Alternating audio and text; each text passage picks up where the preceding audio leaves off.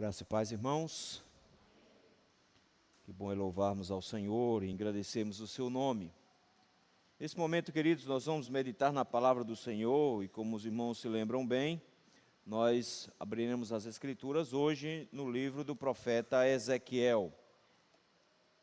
Livro do profeta Ezequiel. Nós estamos estudando esse livro sequencialmente. Para isso, então, abra suas Bíblias no capítulo de número 6. Livro do profeta Ezequiel, capítulo de número 6.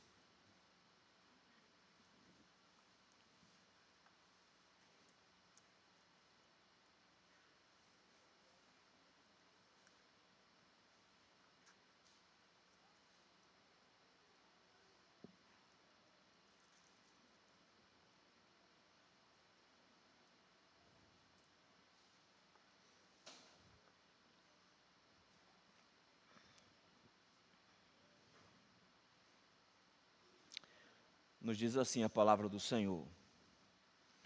Veio a mim a palavra do Senhor dizendo: Filho do homem, vira o rosto para os montes de Israel e profetiza contra eles, dizendo: Montes de Israel, ouvi a palavra do Senhor Deus. Assim diz o Senhor Deus aos montes, aos outeiros, aos ribeiros e aos vales: Eis que eu mesmo, trarei a espada sobre vós e destruirei os vossos altos. Ficarão desolados os vossos altares e quebrados os vossos altares de incenso. Arrojarei os vossos mortos à espada diante dos vossos ídolos. Porei os cadáveres dos filhos de Israel diante dos seus ídolos e espalharei os vossos ossos ao redor dos vossos altares. Em todos os vossos lugares habitáveis, as cidades serão destruídas e os altos ficarão desolados, para que os vossos altares sejam destruídos e arruinados, e os vossos ídolos quebrados e extintos, e os vossos altares de incenso sejam eliminados e desfeitas as vossas obras. Os mortos à espada cairão no meio de vós, para que saibais que eu sou o Senhor. Não deixarei um resto, mas deixarei um resto, porquanto alguns de vós escapareis da espada entre as nações, quando fordes espalhados pelas terras. Então se lembrarão de mim os que dentre vós escaparem entre as nações, para onde forem levados em cativeiro. Pois me quebrantei por causa do seu coração dissoluto, que se desviou de mim, e por causa dos seus olhos, que se prostituíram após os seus ídolos. Eles terão nojo de si mesmos, por causa dos males que fizeram em todas as suas abominações. Saberão que eu sou o Senhor, e não disse debalde que lhes faria este mal. Assim diz o Senhor Deus: bate as palmas, bate com o pé e dize: porque todas as terríveis abominações da casa de Israel, pois cairão a espada, e de fome, e de peste. O que estiver longe, morrerá de peste. O que estiver perto, cairá a espada. E o que ficar de resto e cercado, morrerá de fome. Assim neles cumprirei o meu furor. Então sabereis que eu sou o Senhor, quando os seus mortos, a espada, jazerem no meio dos seus ídolos, em redor dos seus altares, em todo o outeiro alto, em todos os cimos dos montes, e debaixo de toda árvore frondosa, debaixo de todo carvalho espesso, lugares onde ofereciam suave perfume a todos os seus ídolos. Estenderei a mão sobre eles, e farei a terra tornar-se desolada, desolada desde o deserto de Ribla, em todas as suas habitações. E saberão que eu sou o Senhor. Vamos orar mais uma vez? Santo Deus eterno, Pai, Deus Criador de todas as coisas. Senhor, nesse momento, meu Pai, que o Teu povo aqui está reunido com a Tua palavra aberta diante dos olhos. Nos assustamos com as Suas palavras e Suas ameaças. Mas, Senhor, diante de palavras tão duras que o Senhor nos concede hoje à noite, dá-nos graça para que o nosso coração seja devidamente quebrantado e tratado. Ajuda, Senhor, para que essas palavras não nos sejam condenação, mas sejam para nós salvação. De tal maneira que sua graça seja ainda maior do que os nossos pecados. E sua misericórdia sobrepuje o seu juízo. Fala conosco hoje à noite, Senhor. Esta é nossa oração, no nome santo de Cristo Jesus. Amém. Queridos, alguns anos atrás, especificamente lá na década de 30, encontraram na região de Jerusalém, por alguns arqueólogos, encontraram uma cidade chamada Laquis.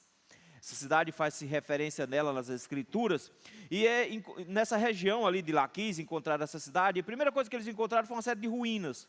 Primeiramente, algumas casas antigas, depois encontraram algumas casas queimadas, e é interessante, porque no meio do processo que eles foram escavando, eles começaram a encontrar também templos, mas não templos para Deus, templos pagãos. Inclusive, começaram a encontrar também algumas estatuetas, em meio a essas casas queimadas, em meio à desolação, estatuetas de ídolos que se propagavam naquela época. Essas casas queimadas, meus irmãos, esses altares quebrados, e esses ídolos destruídos, são na verdade uma forma de Deus ter gravado em pedras a prostituição, o adultério, a idolatria de Israel, mas ao mesmo tempo, meus irmãos, são uma testemunha por todo esse tempo de um mesmo Deus que denuncia o pecado, o Deus que puniu o pecado. As ruínas estão lá para nos lembrar de que a idolatria não é tolerada pelo Senhor, que está como prova de que Israel rompeu a sua aliança com o Senhor, mas está lá também como prova de que Deus manteve a sua aliança, destruindo os povos que são idólatras. Esses achados contam mais do que uma história. Esses achados, na verdade, contam como Deus reage diante da idolatria e como Deus lida com o pecado do seu povo. É sobre isso, meus irmãos, aqui no capítulo 6, que o profeta Ezequiel vai falar. O profeta Ezequiel, meus queridos, ele é contemporâneo ali de Zacarias, e assim como Zacarias e João Batista, ele era um sacerdote. Quando ele estava para completar 30 anos, ele foi levado para o cativeiro, e o Senhor o chama então para a profecia. Ele era ainda muito pequeno, ele tinha nascido no início ainda no ministério de Jeremias, então provavelmente ele ouviu Jeremias pregando a sua vida inteira. Mas o Senhor o chama para que ele fosse testemunha junto com Daniel. Daniel é chamado para pregar dentro do palácio, Jeremias prega em Jerusalém desolada, e ele prega no meio do cativeiro, no meio do povo preso, cativo. E o motivo pelo qual o Senhor chama Ezequiel para pregar, é porque havia muitos falsos profetas no meio do povo de Deus, e eles ficavam cantando vitória, porque é assim que um falso profeta prega, ele sempre prega vitórias, e eles ficavam dizendo, olha, não vai dar tempo nem de esquentar o chão, a gente vai voltar rapidinho, o Senhor não vai permitir que essas coisas, desculpe meu irmão,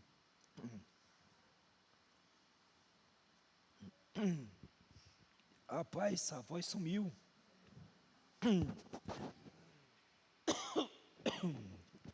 Rapaz, está todo mundo gripado lá em casa e eu acho que eu estou pegando esse negócio também. Vamos ver se ela volta no meio do caminho. Vou falando devagarinho aqui, vocês estão entendendo mais ou menos, né? De alguma maneira, então, meus irmãos, o que ele está fazendo é dizendo, não vão voltar rápido, não. Pelo contrário. Vocês vão passar muito tempo, Jeremias nos lembra de que eles vão passar 70 anos, escreve inclusive uma carta para falar sobre isso. O texto então vai nos mostrar, meus irmãos, que o Senhor manda Ezequiel para pregar, mas faz de uma maneira diferente. Como o povo não queria ouvir, o capítulo 2 foi todo o tempo dizendo isso, o povo não quer ouvir, não quer prestar atenção, o Senhor disse, então você vai pregar por meio de gestos. O Senhor vai pregar por meio de encenações. E ele fez isso o tempo inteiro. Capítulo 5 nós temos encenações ainda. Mas o Senhor tinha dito para Ezequiel que em determinados momentos, quando Deus quisesse, Deus ia intervir e ele iria falar. E aqui nós temos um caso como esse, tanto capítulo 6 como capítulo 7, são duas mensagens que Deus deu a Ezequiel com palavras. Ele agora vai pregar para o povo, mostrando ao povo em primeiro lugar, como Deus lida com a idolatria, no capítulo 6, e quais são as punições que Deus vai dar sobre Israel, no capítulo de número 7. A forma como ele se expressa aqui, meus irmãos, é muito interessante, porque ele vai mesclar uma série de maneiras bonitas de escrever. Ele mistura poesia com prosa, com vários vocabulários, expressões complexas, expressões bonitas. De alguma maneira, toda a estrutura do texto, meus irmãos, é bem versátil para mostrar a forma como Deus está lidando com o seu povo, a forma como o Senhor está conduzindo o seu povo, e de alguma maneira, de como Deus vai reagir diante dos pecados desse povo. E é isso que eu gostaria de ver com os irmãos hoje à noite, quando Deus reage ao pecado do seu povo. Como Deus reage ao pecado do seu povo? O texto nos dá, meus irmãos, 3 maneiras pelas quais Deus reage ao seu povo. A primeira maneira está aí nos versículos de 1 a 7. Deus reage com juízo declarado e direcionado. O texto começa, meus irmãos, logo a partir do versículo 1, mostrando que existe uma fórmula aqui de uma espécie de ameaça do Senhor, mas uma convocação oficial para um julgamento. Isso aqui é uma intimação. Literalmente, o Senhor está convocando um julgamento e convocando, por causa disso, as pessoas que estão envolvidas nesse julgamento. Por isso mesmo, meus irmãos, o texto já começa declarando: esta é a palavra do Senhor. Veio a mim a palavra do Senhor, dizendo, versículo número 1. O que ele deveria fazer? O filho do homem, que era o profeta, deveria então tomar alguma série de atitudes e palavras a serem desempenhadas. Primeiro, versículo número 3, o texto nos diz que ele deveria virar o rosto contra os montes de Israel. Ao virar o rosto contra os montes de Israel, meus irmãos, tanto traz a ideia de olhar para Israel, do mesmo jeito que eles faziam quando eles iam fazer as orações, orando em direção a Jerusalém, mas também lá do cativeiro, é como que o Senhor estivesse dizendo: eu estou olhando com olhar de juízo contra Israel. Não era só um olhar gracioso, mas agora era o Senhor julgando o seu povo. E por isso, meus irmãos, o que o Senhor está apontando é para a região geográfica. Mas ao contrário do que o Senhor está com raiva da região, quando o Senhor aponta para a região, Ele está apontando de alguma maneira para as coisas que aconteciam nessa região. Veja aí, versículo número 3. A palavra do Senhor, profetizando contra os montes de Israel, diz: montes de Israel, ouvi a palavra do Senhor. O que é que eles deveriam ouvir? Assim diz o Senhor Deus aos montes, outeiros, ribeiros e aos vales: eis que eu mesmo trarei a espada sobre vós e destruirei os vossos altos. Note, meus irmãos, que ao se referir aos montes, ele toma os montes como ponto de partida, mas que no final a mensagem é para o território inteiro. Veja, ele inclui aí no versículo número 3, montes, outeiros, que são montanhas mais baixas, ribeiros e vales, regiões mais baixas, abaixo das montanhas, as regiões mais planas. De alguma forma, ele toma todo o território de Israel como alvo da punição. Ele está dizendo que o Senhor vai se levantar contra todos eles e que a espada que está para guerrear em Israel não é a espada da Babilônia, mas a espada do próprio Deus. Que a Babilônia não é nada mais, nada menos do que um instrumento do Senhor para punir o seu povo. A pergunta é: por que Deus está com raiva da terra? Deus não está com raiva da terra, Deus está com raiva do que se faz na terra. Por isso a expressão do versículo 3 é: destruirei os vossos altos. A expressão alto não é só porque estavam numa montanha, mas isso aqui eram lugares de adoração. Eram espécies de cabanas, eram espécies de casas, de mini templos, onde eles colocavam os seus deuses. Eles então espalharam deuses por Israel inteiro, e o Senhor está focando justamente na idolatria deles. Está dizendo então, meus irmãos, que o Senhor iria virar o rosto contra eles, e queria levantar a sua espada contra eles, em cada canto onde o Senhor estivesse sendo ofendido por causa dos pecados de idolatria. Por isso, meus irmãos, no versículo número 4, o Senhor começa agora a falar e a dizer que vai fazer um estrago em Israel como nunca se viu antes. As expressões que ele usa: desolados, quebrados, ele usa expressões dizendo que vai exterminar.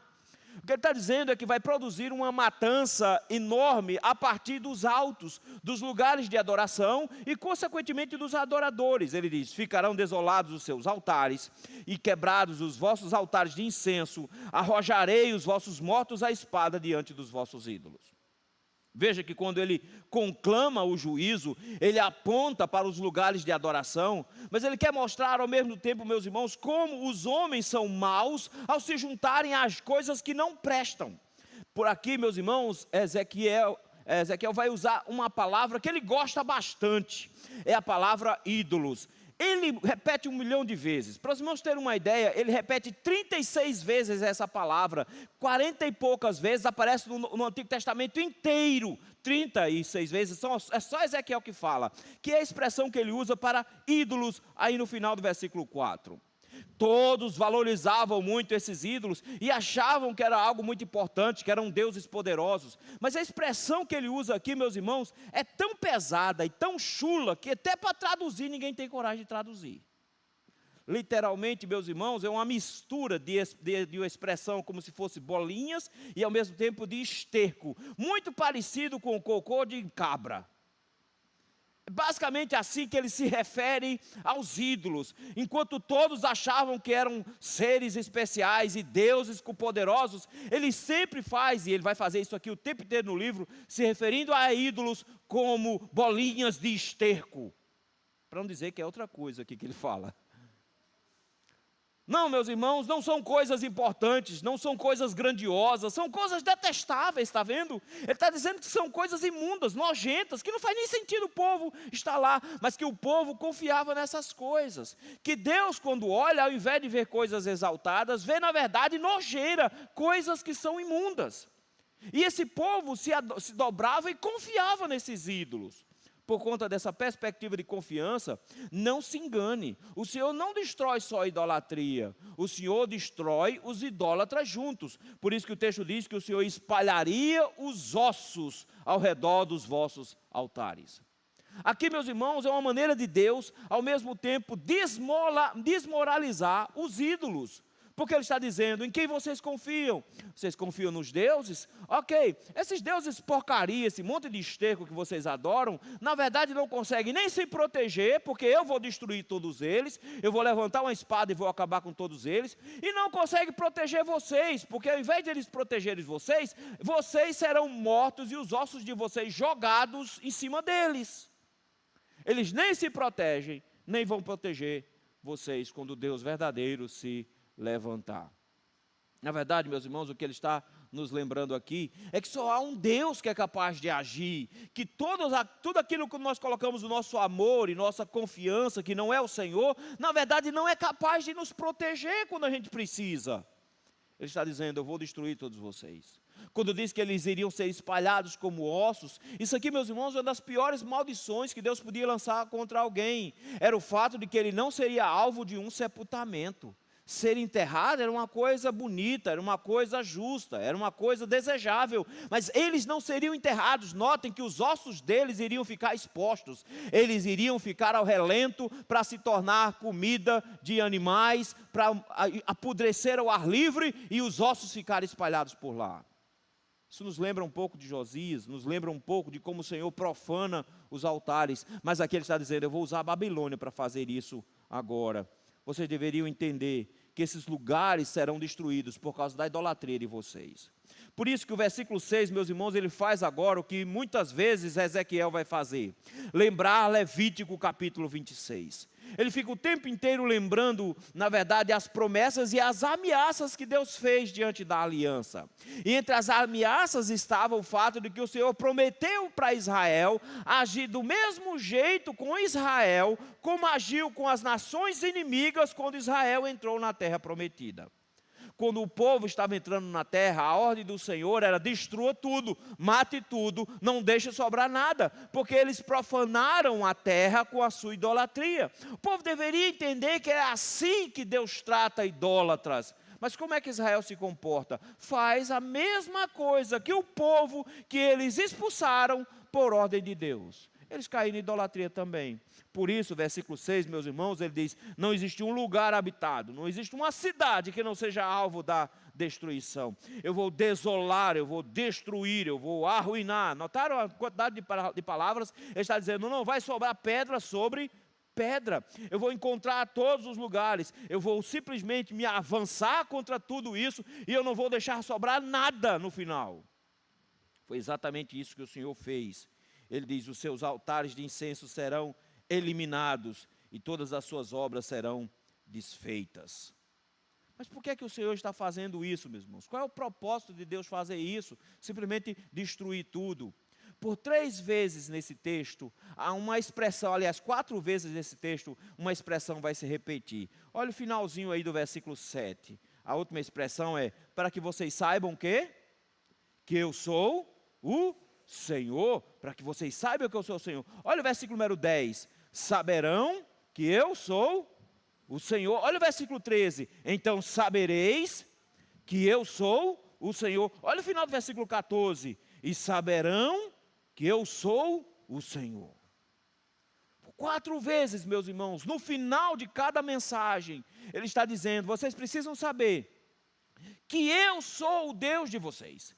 Vocês precisam saber que porque eu sou o Deus de vocês, vocês me abandonaram. E ao me abandonar, vocês na verdade trouxeram sobre si a minha ira, minha justiça. Deus não está, meus irmãos, descontrolado. Ele está fazendo isso tudo calculado. Cada um dos seus atos está sendo planejado. Mas de alguma forma a idolatria provoca o Senhor. Provoca numa proporção tal, meus irmãos, a ponto de que ele precisa se levantar e destruir tudo isso. De forma que ele vai avançar sobre Israel e trazer desolação em todos os lugares. Esse texto, meus irmãos, ao falar sobre juízo declarado de Deus e sobre essa direção do juízo de Deus, nos faz um alerta muito importante. Nos faz um alerta, meus irmãos, para que nós possamos avaliar se nós também não somos idólatras. Se Calvino estava correto, ele dizia que o coração humano é uma fábrica de ídolos. E por isso nós o tempo inteiro, meus irmãos, estamos procurando coisas em que nos agarrar. Nós também temos os nossos montes, os nossos outeiros, nós também temos os nossos altares. Não sei qual seja o seu ídolo ou o meu ídolo, mas nós precisamos que o Espírito Santo nos abra os olhos para que nós possamos ver isso. A pergunta que nós fazemos hoje é: em que é que nós colocamos todo o nosso prazer? Qual é a sua fonte de alegria? Quais são as coisas que você gosta na vida?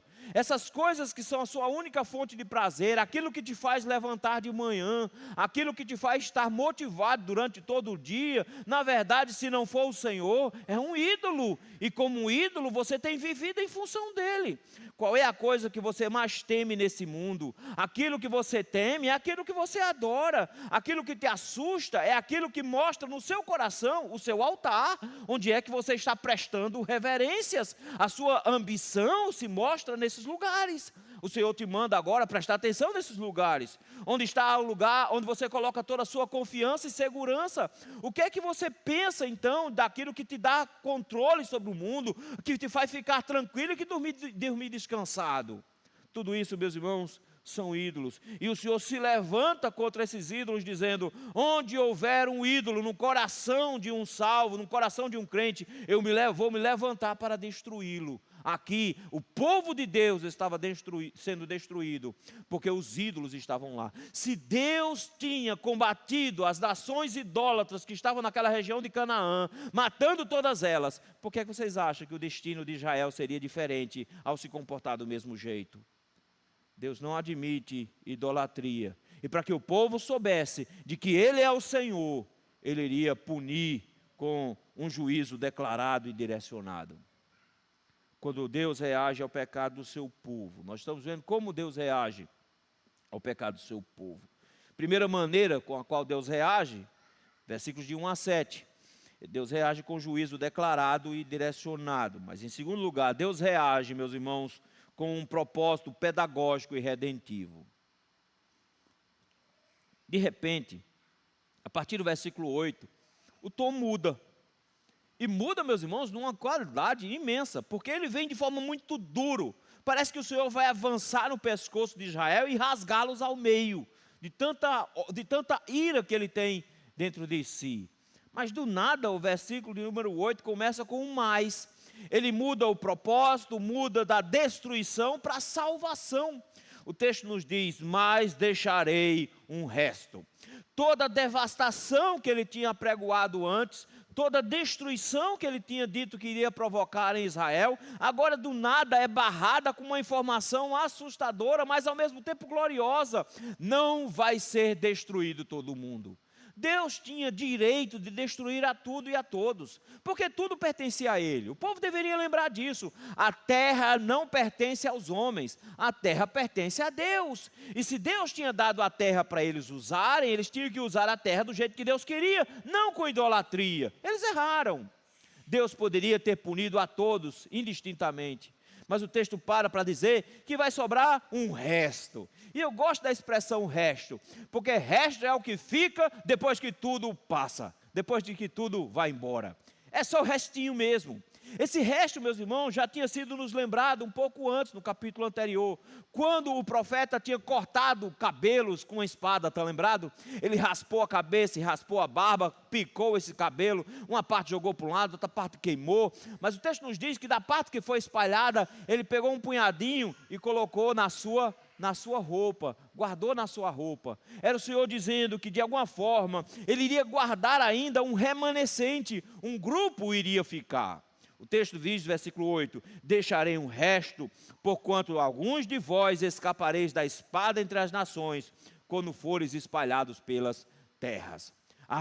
Esses são os predestinados. Esses são aqueles que foram escolhidos para isso. E você fica pensando, então, eles são simplesmente privilegiados, porque o Senhor escolheu eles a dedo para que eles fossem salvos da ira do Senhor. Mas na verdade, meus queridos, se você prestar atenção, essas pessoas estavam com a intenção correta, elas estavam com a atitude correta. Veja o versículo número 9. O Senhor diz que não é que eles vão ser simplesmente retirados do juízo de forma limpa e pura, como se eles simplesmente merecessem. Ele diz, eu vou trabalhar no coração deles. Eu acho bonito a forma como o Senhor diz que vai trabalhar no coração desses remanescentes fiéis. Porque simplesmente a graça iria se manifestar abrindo os olhos dele. Versículo 9 diz assim, e se lembrarão de mim, os que dentre vós escaparem entre as nações, para onde foram levados em cativeiro. Eu acho fantástico isso aqui, meus irmãos, porque o Senhor diz, primeira coisa que eles vão fazer, esse grupo que sobra, é o grupo que se lembra de mim. Porque Israel tinha se esquecido do Senhor, Israel tinha virado as costas para o Senhor, Israel tinha abandonado o Senhor. E por conta, meus irmãos, desse abandono, o Senhor os estava punindo, porque eles tinham se abraçado com a idolatria. Mas é triste ver, meus irmãos, a maneira como Deus enxerga a traição do seu povo. É triste ver quando Ele vê o seu povo abandonando e confiando e amando em coisas que não deveria confiar nem amar. Porque para Deus, na verdade, meus irmãos, quando nós amamos e confiamos em alguma coisa que não seja o Senhor, nós estamos, na verdade, o traindo, como uma esposa trai o seu marido. Olha que frase triste, aí no versículo 9. Eles vão se lembrar de mim quando foram levados para o cativeiro, pois me quebrantei por causa do seu coração dissoluto, que se desviou de mim, e por causa dos seus olhos, que se prostituíram após os seus ídolos. Isso nos lembra o profeta Oséias, a quem o Senhor manda fazer um casamento com uma mulher adúltera, e que ela o abandona para ir morar inclusive no prostíbulo, e que depois ele por amor vai buscar ela lá. De como o Senhor, meus irmãos, insiste com o seu povo, mas como é duro para um marido saber que a sua esposa o traiu. Está vendo qual é a imagem? E o Senhor diz, o meu coração, olha que coisa triste, o meu coração está quebrantado. Ele diz, eu estou em frangalhos. Eu estou, na verdade, triste demais com a situação. Deus não tem prazer em punir o seu povo, mas quem causou tristeza foi o povo a Deus. Porque o texto usa a expressão, um coração dissoluto. Eles têm um coração que busca o adultério, que busca a traição. Por causa desse coração, eles abandonaram o Senhor e se prostituíram com ídolos, finalzinho do versículo. Toda vez que nós confiamos e amamos em coisas, nós agimos como uma esposa que abandona o marido para se deitar com um amante. E pior, quando o marido descobre, ele sabe o que ela está fazendo. Ele diz, eu me sinto quebrantado ao ver o meu povo me traindo na minha frente, o meu povo me abandonando na minha frente. Esse ciúme, essa dor misturada com a angústia que ele sente, ele diz, é isso que está o motivando. Mas esse povo que vai sobrar, ele diz, esse povo será diferente. Depois de reconhecer a sua miséria, depois de reconhecer o que eles fizeram de errado, eles vão se lembrar de mim. É como que dizendo, essa esposa que me traiu, um grupo deles vai se levantar e vai se lembrar do marido bom que eu fui. E no dia em que eles se lembrarem do marido bom que eu fui, olha o que vai acontecer, final do versículo 9. Eles vão sentir nojo de si mesmos. Eles vão dizer: como eu, como esposa de Cristo, pude deixá-lo para me deitar com esses imundos? Como eu, como esposa de Cristo, pude me colocar nessa condição? Eles vão se sentir sujos, como uma mulher se sente suja, arrependida, depois de ter traído o esposo. Ele diz: eu vou provocar neles arrependimento verdadeiro. Arrependimento verdadeiro, meus irmãos, passa por uma tristeza sincera no coração. Uma tristeza que provoca mudança, que provoca transformação. E o texto não esconde, diz: eles vão sentir nojo porque eles fizeram muita coisa errada. Fizeram tudo de errado, cometendo abominações contra mim. Por isso eles se lembrarão do Senhor e eles voltarão atrás. Esses remanescentes, meus irmãos, são arrependidos. Esses remanescentes são convertidos. Esses remanescentes são pessoas que o Senhor estava retirando do meio da idolatria para transformar esses corações. A graça, meus irmãos, aqui se manifesta de forma maior do que o juízo. Deus, de maneira viva e ativa, está resgatando um grupo pela fidelidade dEle, porque Ele não irá destruir o seu povo de maneira definitiva. Tem um grupo no cativeiro, que vai sentir vergonha do que eles fizeram. Isso nos lembra do capítulo 9 de Daniel, quando Daniel diz que a Deus pertence o juízo, mas a eles pertence o corar de vergonha. Ele diz: eu, como uma esposa que traiu o marido, eu tenho vergonha do que a gente fez. Eu me sinto suja porque fiz isso. Eu tenho nojo do que eu fiz. O arrependimento verdadeiro, meus irmãos, estava no coração dessas pessoas. O Senhor está dizendo que vai reservar um grupo em quem Ele vai gerar arrependimento. E que esse grupo, meus irmãos, está lá para mostrar que o mesmo Deus que pune o seu povo por causa da idolatria, é o mesmo Deus que mantém a sua palavra e a sua promessa, salvando um grupo no meio dessa condenação toda. É por isso que como é que se espera terminar uma parte como essa? Versículo número 10. Saberão que eu sou o Senhor. Eles vão saber que eu sou o Senhor. Mas como é que eles vão saber que eu sou o Senhor? Quando eles descobrirem que eu faço aquilo que eu prometo. Olha que interessante. Saberão que eu sou o Senhor, e não disse debalde que faria este mal. Isso aqui é importante, meus irmãos, porque ele está dizendo: esse povo vai para o exílio, esse povo vai ser preso, eles vão se arrepender lá. Queridos, que humilhação para esse povo. Esse povo, meus irmãos, olhava para as nações vizinhas como sendo impuros.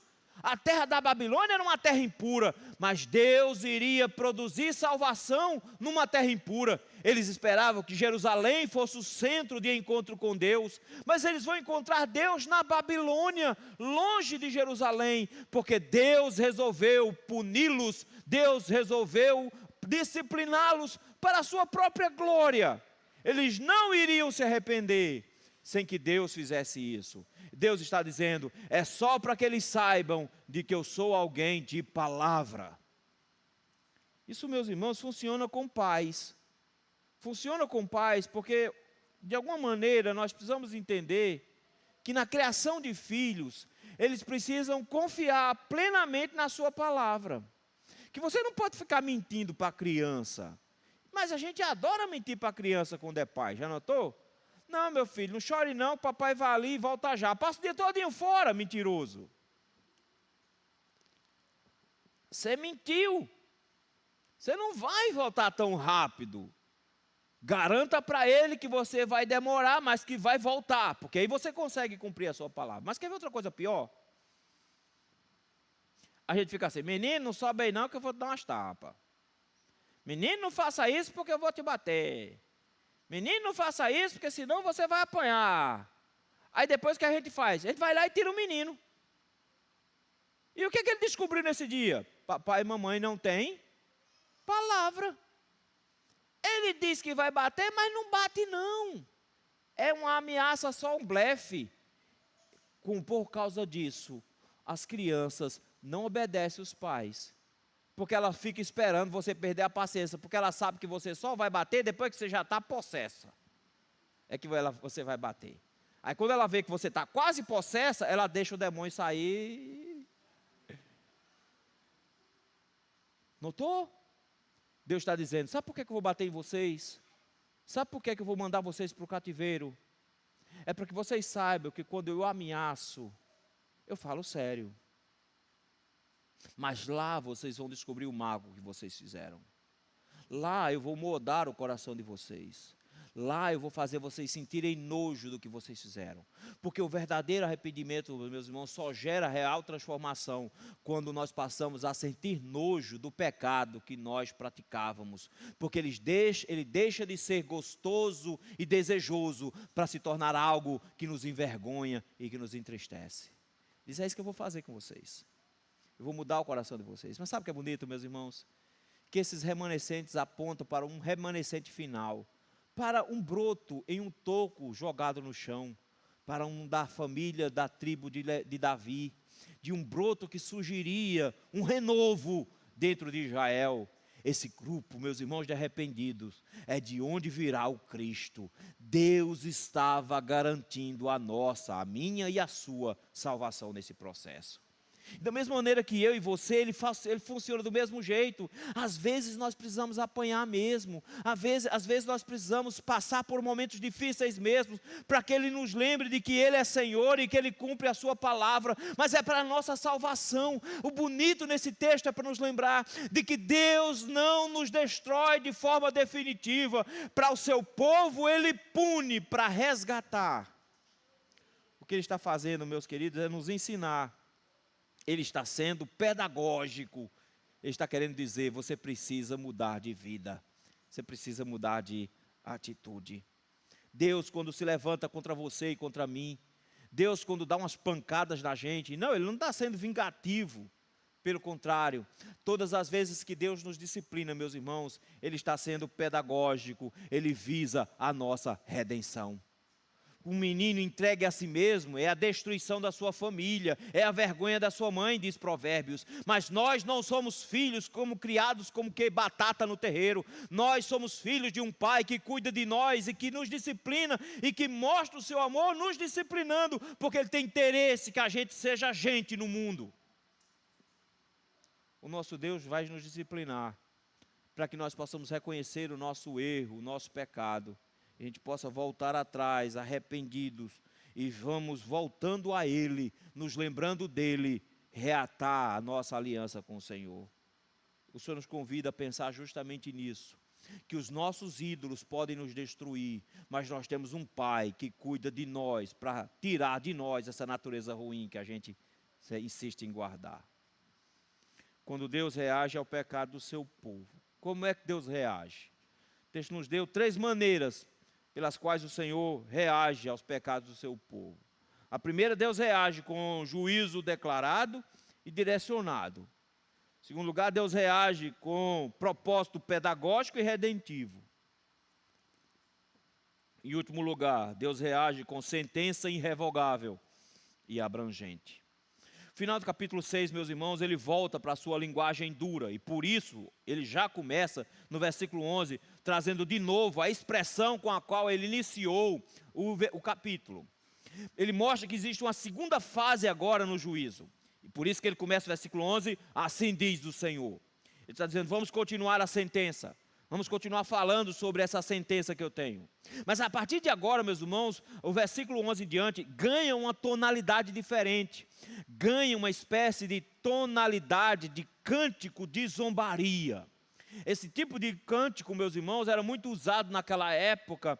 E o próprio Israel vai fazer. E o próprio Deus, vez ou outra, faz esse tipo de cântico também. A gente não gosta muito desses cânticos, porque geralmente a gente ouvia esses cânticos na escola. Na época que tinha um negócio chamado bullying, a gente não sabia o que era bullying com o outro. Lembra daquela época? Tinha aquelas brincadeiras que o pessoal fazia de chacota, e ficava cantando aquelas musiquinhas chatas, para deixar a gente constrangido. Mais novos não sabem o que é isso não, mas os mais antigos já passaram por isso e tem casca grossa com cântico de zombaria. Mas a gente tá, com certeza os mais antigos ainda tem até melodia no juízo, como era. ele faz um cântico de zombaria aqui. E esse cântico de zombaria, meus irmãos, é justamente dentro dessa categoria de poesia, para nos mostrar como Deus está lidando. Porque Deus, meus irmãos, tem bom humor. Lá no Salmo 2, enquanto as nações se levantam contra o Senhor, o texto diz, e o Senhor ri e zomba deles. Já imaginou que bom humor ele tem?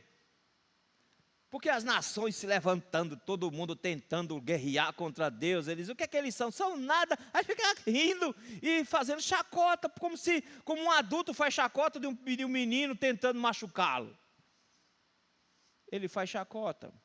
E na maneira como ele faz aqui, meus irmãos, ele vai novamente reafirmar o seu juízo nesse cântico de zombaria, somente para dizer que Deus não voltou atrás no juízo. Porque o que ele tinha prometido nos versículos iniciais não se aplicam a todos, é bem verdade, porque existe um remanescente, mas vai se aplicar de forma muito ampla, não vai escapar ninguém no final. Veja como é que ele começa, versículo 11. Ele diz para o profeta fazer uma encenação de novo, e Ezequiel já está acostumado com isso. Ele diz, bate as palmas e bate com o pé e diz Iá. Encenação estranha, não é? Bater palma e bater o pé. Aí ficam os comentaristas perguntando, o que ele quer fazer com isso? O que faz sentido? Porque bater palma, meus irmãos, tem uma série de significados nas Escrituras.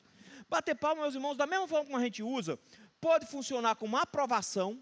A gente faz isso em discurso de político. Quando o político fala um negócio que a gente concorda, a gente bate palma. Isso é aprovação. Funciona como louvor. Quando um grupo se apresenta de música, alguma coisa se apresenta, a gente bate palma dizendo, muito bem, parabéns, ficou bonito. Não é assim que a gente faz? Mas também, ela tem uma conotação negativa. Bater palma também pode ser ironia. Às vezes a gente usa esse negócio, pô, parabéns. Quem nunca fez isso, né? Que cruel. Bater palma, meus irmãos, tem essa conotação também de desprezo, está vendo? E alguns dizem que o Senhor está dizendo, então bata a palma nessa forma de desprezo. Mas tem um bater o pé aqui também. Para trazer não só a ideia de desprezo, mas também trazer da força que está envolvida nisso. E ainda tem uma interjeição, e aqui, meus irmãos, é uma interjeição curtinha, porque o mais comprido era feliz, esse aqui é triste. Ele está dizendo, lembra esse povo da marcha dos soldados babilônicos quando entrarem em Ar. Lembra esse povo do barulho de palmas, como que barulho de espancamentos e de espadas batendo por todo canto. Faça o som do exército invadindo. Porque não se engane, Deus tem misericórdia, mas a misericórdia do Senhor não está para todos, está para um grupo. Não se engane, Jesus morreu ao lado de 2 ladrões, mas só um foi salvo, o outro foi para o inferno. Não se enganem, a salvação é para alguns, mas a salvação não é para todos. Ele está dizendo, lembre isso para o povo. Lembre-os de todas as maneiras, porque eles fizeram coisa errada, versículo 11, por todas as terríveis abominações da casa de Israel, pois cairão a espada, a fome e a peste. Ele agora vai dizendo, meus irmãos, lembrando o que ele já falou nos sermões anteriores, de que o Senhor iria destruir Israel com 3 espadas. Ele tinha escolhido 3 maneiras com a qual ele iria executar esse juízo no meio do povo de Deus. Ele diz que iria trazer, em primeiro lugar, a própria espada. Babilônia iria matar muita gente, mas ele também traz a fome como consequência de uma guerra, porque sempre que acontece uma guerra, a fome se instaura, e como consequência da fome, nós temos peste, nós temos doença. Pessoas desnutridas estão mais susceptíveis a pegar enfermidades e a morrer por causa dessa doença. Ele diz, eu vou espalhar em Israel punição de 3 categorias diferentes. Aí você pode pensar, mas algumas pessoas vão escapar mesmo sendo ruim, né? Quem tem uma condiçãozinha boa, ele diz, não, vai ser abrangente. Versículo número 12, ele agora vai expandir dizendo que essas 3 ameaças, fome, espada e peste, iria se espalhar de longe para perto. Olha versículo 12, o que estiver longe, morrerá de pestes. Não interessa para onde você for, pode ir para longe, pode correr, eu pego, eu te alcanço. E onde você se esconder, a peste vai pegar você. É mais ou menos a expressão que nordestino usa: se correr e se ficar, pronto. Está vendo aqui? Ele está dizendo: corre para ver o que acontece. Pode ir para longe. Se for para longe, a peste pega. E se ficar, o bicho come do mesmo jeito. Olha aí. O que estiver longe, morrerá de peste. O que estiver perto, cairá a espada. Não adianta fugir, porque eu encontro você com a peste. E se você ficar, morre pela espada de Babilônia. Vai morrer pela espada dos guerreiros. E se esconder dentro da cidade, se ficar dentro da cidade escondido, vai morrer de fome. Olha aí. E o que ficar de resto e cercado morrerá de fome. Eles não interessa onde você esteja, não interessa o lugar onde você tente se esconder. Eu vou pegar você, eu vou te encontrar. Não importa se você vai para longe, eu vou mandar a peste para te pegar. Não importa se você achou que pode ficar, eu vou mandar uma espada para te pegar. E se você se esconder dentro da cidade, vai morrer de fome. Ele encontrou uma maneira de não deixar ninguém fugir. Ele está dizendo, o juízo, quando ele é instaurado de forma abrangente. Para longe e para perto, não escapa ninguém. É por isso, meus irmãos, que o versículo de número 12 termina: assim neles cumprirei o meu furor. Ele diz, eu vou de forma deliberada encontrar cada um deles para pegar. Por que Deus está fazendo isso? Deus já disse que estava punindo o seu povo, para que eles soubessem que o Senhor é Deus, e que Deus cumpre a sua palavra. Ele disse que ia manter um povo resgatado, um restinho que não ia morrer, para que eles soubessem que Deus ainda é misericordioso. Mas ele disse, eu vou fazer com que o restante seja punido, para que saibam que eu tenho palavra para segurar. Versículo número 13, então sabereis que eu sou o Senhor. Porque o povo, meus irmãos, só vai conseguir reconhecer o Senhor quando vir de forma muito clara as consequências do seu pecado. Porque o mundo, os homens estão cegos pelos seus pecados, não conseguem enxergar a Cristo, não conseguem enxergar o senhorio de Cristo, nem as oportunidades que tem pela frente. É por isso que o Senhor nos diz que quando Jesus Cristo voltar, todo olho verá, mas ao mesmo tempo toda língua confessará que Ele é Senhor. Quem vai confessar? Só os crentes? Não, todos vão ser obrigados a confessar. Olha o versículo aí. Vocês saberão que eu sou o Senhor, quando seus mortos à espada jazerem no meio dos seus ídolos, em redor dos seus altares, e em todo outeiro alto, em todos os cimos dos montes, e debaixo de toda árvore frondosa, e debaixo de todo carvalho espesso, lugares onde ofereciam sua suave perfume a todos os seus ídolos. Está dizendo, vocês só vão descobrir que eu sou o Senhor, que eu cumpro as minhas ameaças, quando vocês virem o que eu vou fazer. O mundo não consegue buscar a Deus e entender a Deus, enquanto o Senhor não mostra sua face de ira e de punição. Porque eles começam a enxergar somente quando o Senhor pune, que o Senhor consegue punir, não importa onde as pessoas estejam. Como as pessoas, meus irmãos, são cegas para suas necessidades. Durante a pandemia, na minha rua, tem 2 prédios que tem festa quase todo final de semana. E é um forró terrível, um barulho enorme que eles fazem lá. Tem festa todo final de semana. Começou a pandemia, o povo ficou com medo. Toda noite às 6 horas tinha Nossa Senhora rezando. Quando é que eu soube que a pandemia acabou? Eu soube que a pandemia acabou no dia que teve outro forró. Ou seja, os homens, meus irmãos, não entendem a gravidade dos seus pecados, enquanto não verem os seus mortos espalhados nos lugares onde eles tinham adoração idólatra. E Deus diz, vocês vão ver isso. Vocês vão contemplar isso. E eu vou fazer questão de que cada um de vocês vejam isso. Nos lugares onde vocês adoraram, eu vou destruir cada um de vocês. E eu acho interessante que ele vai colocar a extensão aqui no versículo 14. Para que ninguém achar que pode ser que tem um lugar, quem sabe tem Israel, tem um buraco onde a gente consegue se enfiar e escapar. Ele diz que não adianta que se correr para longe, ele pega, se ficar, ele pega, se esconder, ele pega. Ele diz, não importa, não tem lugar. Por isso, versículo número 14, estenderei a mão sobre eles.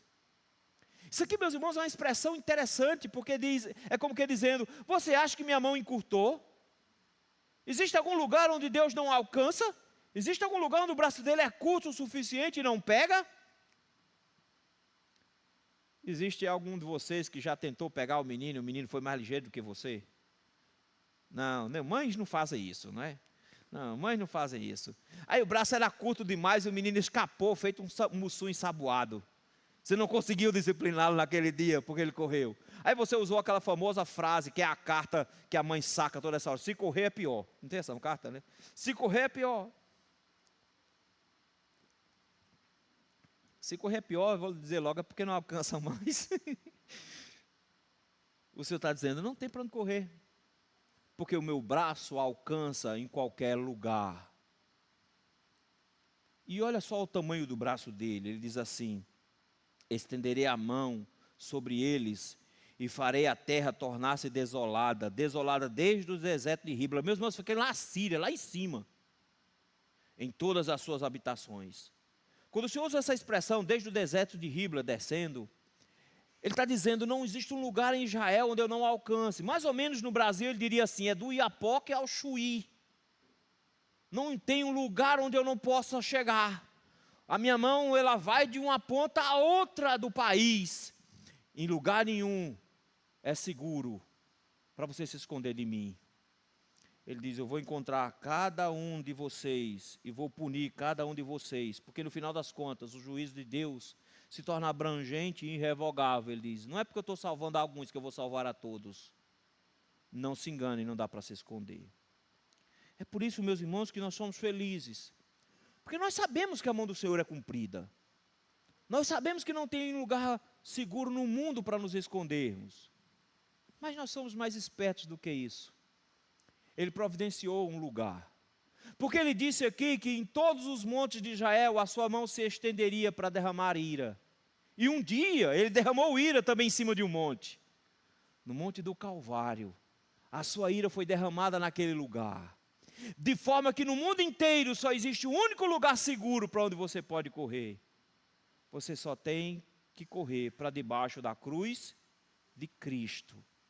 Porque lá é seguro, justamente porque não tem mais ira para cair. Toda a ira de Deus já caiu lá. Mas quem não estiver debaixo da cruz do Calvário, quem não estiver debaixo da cruz de Cristo, receberá sobre si a ira e não tem como se esconder. Apocalipse fala de homens clamando aos montes, dizendo, caiam sobre nós para nos esconder. Homens fortes estarão escondidos debaixo da cama. O Senhor vai os arrastar de lá e o Senhor os punirá. Nós nos escondemos no único lugar seguro que existe no universo, debaixo da cruz do Calvário. É para lá que nós vamos, meus irmãos. O texto, meus queridos, é duro, o texto é difícil.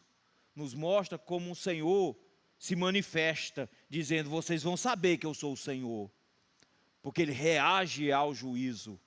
Mas isso nos traz também agora, meus irmãos, alguns alertas que nós precisamos ter com relação a isso que o Senhor nos mostrou sobre Ele hoje. Para que saibamos que Ele é o Senhor nos alerta hoje, meus irmãos, para examinar a nossa vida. O Senhor te convida a fazer uma varredura da sua história e avaliar o seu comportamento para tentar encontrar onde estão os os altares que você tem erigido para os seus ídolos escondidos. O Senhor está te convidando a pensar hoje, onde é que você coloca o seu amor, onde é que você coloca a sua confiança, onde é que você coloca o seu medo. Se você coloca a sua segurança nos seus relacionamentos, se você coloca a sua segurança nas suas finanças, se você coloca a sua segurança no seu tempo, na sua juventude, na sua força, na sua capacidade, na sua inteligência, nas suas habilidades, cada um deles são ídolos que você tem levantado em seu coração, são deuses que precisam ser destronados. O Senhor te convida hoje a abandonar esses ídolos, destruir esses altares e transformar qualquer que seja o lugar onde você tem confiado mais do que no Senhor, amado mais do que ao Senhor, em um lugar desolado, antes que Ele se levante para fazer isso. o Senhor te convida a buscar aquilo em que você confia mais do que em Cristo. Nós às vezes confiamos em dinheiro e achamos que porque temos R$ 2 na poupança, a gente já está garantido. Já não preciso mais me preocupar com nada. Mas, meus irmãos, no mundo não existe nada onde você possa colocar a sua confiança para descansar em paz. Quantos crentes estão desesperados estudando, tentando fazer um concurso, porque acham que se fizer um concurso vão poder se tornar funcionário do governo. E qual é a única coisa que todo mundo quer como funcionário do governo? Estabilidade. Mas se um governo quebra e não tem dinheiro, adivinha quem não recebe salário? Funcionário público. Você vai ser estável, você não vai ser demitido, você só vai passar 1 ano sem receber. Não existe como se manter estável confiando em dinheiro. Não existe como se manter estável quando você confia em pessoas. Porque todos os homens são traidores, mas cedo ou mais tarde vão te decepcionar. Maldito o homem que confia no outro homem e faz do braço mortal a sua força. Confiar em político. Meu irmão, nós somos o povo mais roubado por político, mas que confia cegamente em político que rouba. É um contrassenso. Metade do ano a gente trabalha para pagar político, para eles continuarem roubando. E ficar, que coisa linda, fulano. É loucura. Nós colocamos o nosso amor em coisas, em bens, em móveis e imóveis, em porcarias, que a gente só precisa de uma chuva para perder. A gente coloca toda a nossa felicidade numa aquisição, que 1 semana depois se estraga. Nós colocamos a alegria do nosso coração em coisas que nós podemos perder a qualquer minuto. Todo feliz com um bem que adquiriu, vem um ladrão e leva, fica só olhando embora.